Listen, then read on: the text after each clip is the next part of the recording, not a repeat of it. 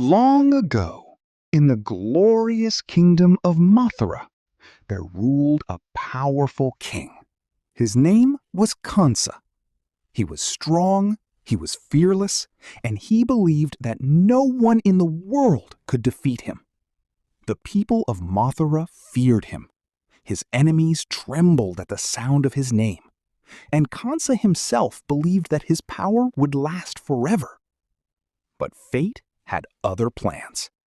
A single prophecy, a few words spoken from the heavens, would change everything and begin the story of one of the greatest figures ever known.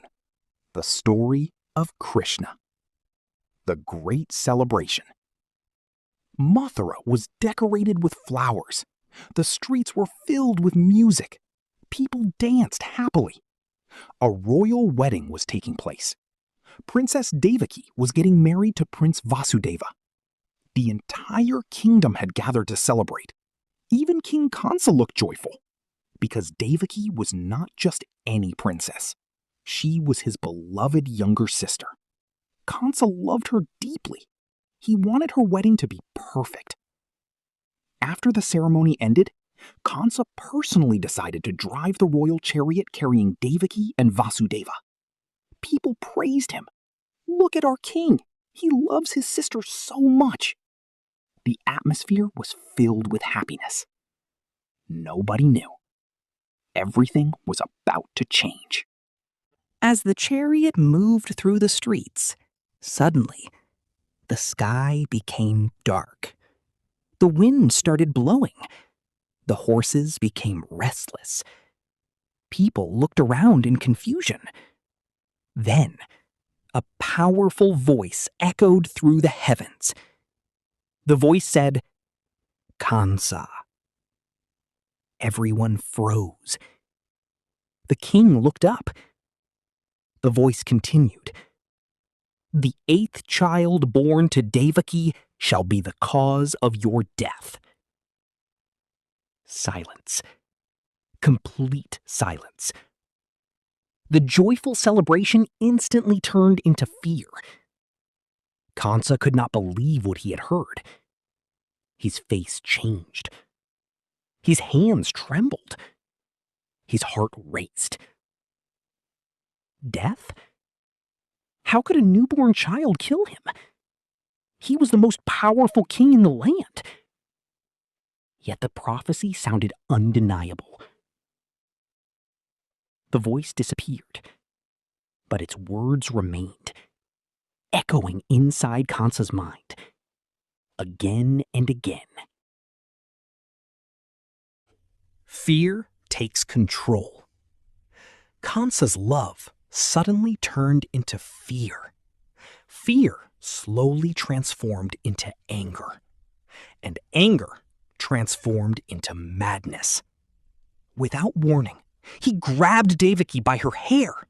The crowd gasped. Vasudeva stepped forward. "Kansa, what are you doing?"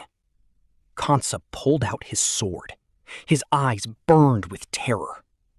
"If her child will kill me, I must kill her first." Devaki was shocked. Moments ago, she had been a happy bride. Now her own brother stood before her with a sword. The crowd watched helplessly. Nobody dared challenge. Vasudev remained calm. He folded his hands and spoke carefully. "Great king, the prophecy speaks of Devaki's child, not Devaki herself. If you spare her life, I promise that every child born to us will be handed over to you." The crowd waited nervously. Kansa thought carefully. The promise sounded reasonable. Why kill Devaki immediately? He could simply take the children later. Slowly, he lowered his sword. Devaki's life was spared, but her freedom was gone forever. Kansa no longer trusted anyone. Fear had poisoned his mind. He ordered soldiers to arrest Devaki and Vasudev. The newly married couple was taken to prison. Iron chains surrounded them. Massive doors closed behind them. The royal wedding ended in tragedy. Day after day, night after night, they remained imprisoned. The dark prison became their home. But they never lost faith. They believed that God had a purpose. Months passed. Devaki gave birth to her first child. The baby was innocent, tiny, helpless, filled with life. Vasudeva remembered his promise. With a heavy heart, he carried the newborn to Kansa. For a moment, Kansa looked at the child. This baby clearly could not harm him. He almost felt compassion. But fear whispered in his mind. What if the prophecy begins now? Fear defeated compassion. The child was killed. The kingdom mourned. And darkness grew stronger. Years passed.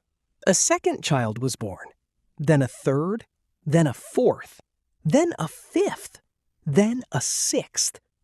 Each time, the same tragedy repeated. Each time, fear controlled Kansa. The people began noticing changes in their king. He became suspicious, cruel, paranoid. Every shadow looked like an enemy.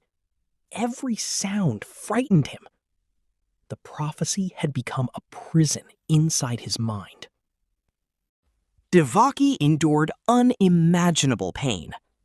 Again and again, she became a mother. Again and again, she lost her child.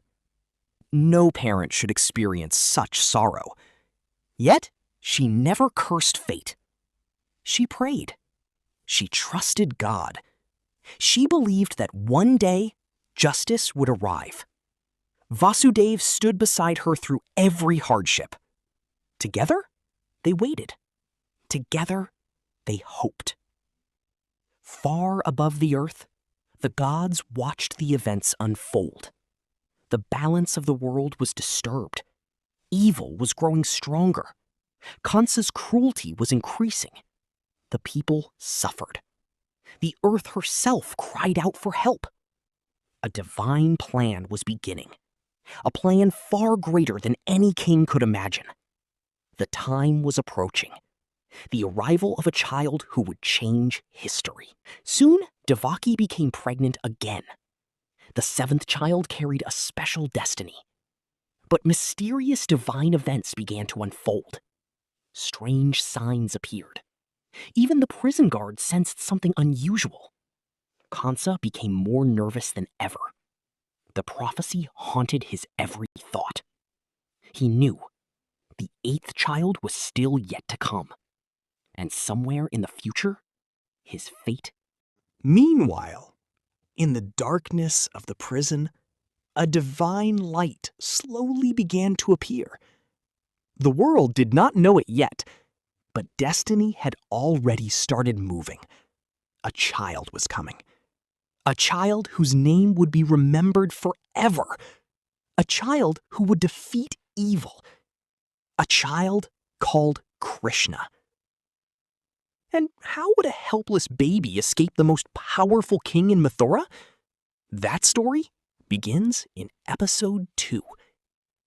To be continued.